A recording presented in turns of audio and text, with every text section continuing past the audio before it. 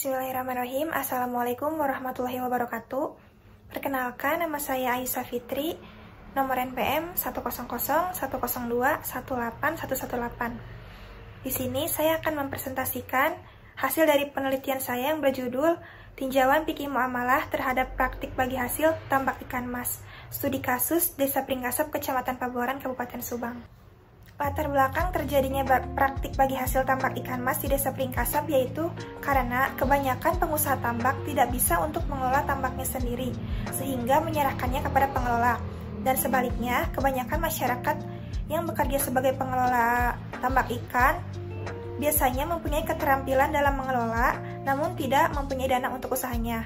Nah, bagi hasil yang dilakukan yaitu perjanjian dilakukan di awal secara kekeluargaan menggunakan lisan.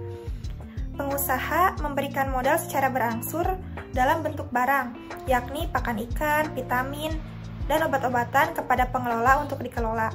Dari sini, dikarenakan harga pakan dan obat bisa berubah di pasaran, mengakibatkan harga modal bisa berubah juga, sehingga kesepakatan perjanjian menjadi tidak sesuai dengan perjanjian seperti di awal. Untuk rumusan masalah, ada dua. Yang pertama, bagaimana sih praktik pelaksanaan bagi hasil budidaya tambak ikan di Desa Pringkasap? Yang kedua, bagaimana tinjauan fikih muamalah terhadap praktik bagi hasil tambak ikan mas di Desa Pringkasap. Tujuan penelitian yang pertama yaitu untuk mengetahui praktik bagi hasil tambak ikan mas yang dilakukan masyarakat di Desa Pringkasap. Yang kedua, untuk mengetahui secara jelas ketentuan hukum Islam berdasarkan tinjauan fikih muamalah pada praktik bagi hasil tambak ikan mas di Desa Pringkasap. Untuk metode penelitian, yang pertama ada jenis data penelitian. Jenis data penelitian yang digunakan di dalam penelitian yaitu data kualitatif dan merupakan penelitian lapangan. Yang kedua, sumber data penelitian.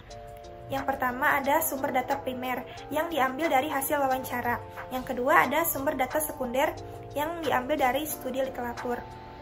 Ketiga ada teknik analisis data menggunakan teknik analisis deskriptif kualitatif. Yang keempat, ada teknik pengumpulan data. Di sini penulis mengambil teknik pengumpulan data yaitu wawancara, observasi, dan dokumentasi. Bagi hasil menurut terminologi disebut profit sharing, yaitu bagi hasil yang dihitung dari pendapatan setelah dikurangi biaya pengelolaan dana. Secara sederhana, yang dibagi hasilkan yaitu laba dari sebuah usaha atau proyek. Dari wawancara di lapangan, perjanjian bagi hasil di Desa Pringkasap menggunakan perjanjian kekeluargaan secara lisan yang dilakukan di awal dan modal diberikan dalam bentuk barang yang dikirim kepada pengelola secara berangsur.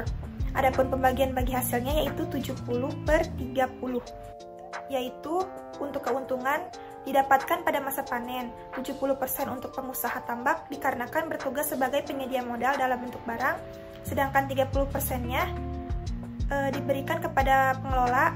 Bagian ini ditentukan karena selama proses budidaya ikan, pengelolaan yang bertugas sebagai merawat adalah pengelola.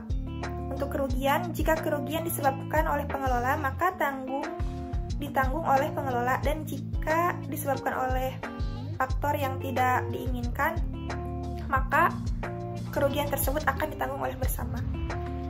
Praktik bagi hasil tambak ikan mas di Desa Pringkasap ditinjau dari fikih muamalah termasuk ke dalam akad mudharabah, di mana pihak pengusaha tambak sebagai penyedia modal dan pengelola sebagai yang bertugas mengelola tambak.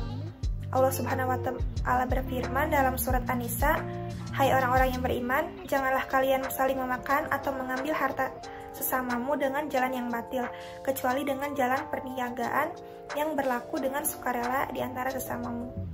Kesimpulan dari penelitian ini, yang pertama, praktik bagi hasil tambak ikan mas di Desa Pringkasap, perjanjian dilakukan di awal oleh kedua belah pihak menggunakan akad secara lisan tanpa adanya dalam bentuk dokumen. Dalam praktik bagi hasil antara pengusaha dengan pengelola tambak ikan mas di Desa Pringkasap menggunakan persentase 70/30, yakni pengusaha mendapatkan 70% dan pengelola mendapatkan 30%. Yang kedua, praktik bagi hasil yang dilakukan oleh pengusaha dan pengelola tambak ditinjau dari fikih muamalah termasuk ke dalam akad mudharabah. Hanya saja di dalam nanti bagi hasil yang dilakukan oleh pengelola dan pengusaha, masih terdapat beberapa syarat yang belum terpenuhi. Di antaranya, yang pertama yaitu akad masih menggunakan lisan tanpa adanya bentuk dokumen. Yang kedua, perjanjian di awal tidak sesuai dengan perjanjian di akhir dikarenakan modal yang berbentuk barang mengakibatkan harga tidak sesuai. Dan yang ketiga, kerugian ditanggung oleh bersama. Sedangkan dalam mudorobah, kerugian itu ditanggung oleh pengusaha seutuhnya. Presentasi yang dapat saya sampaikan, mohon maaf bila ada kesalahan. Wassalamualaikum warahmatullahi wabarakatuh.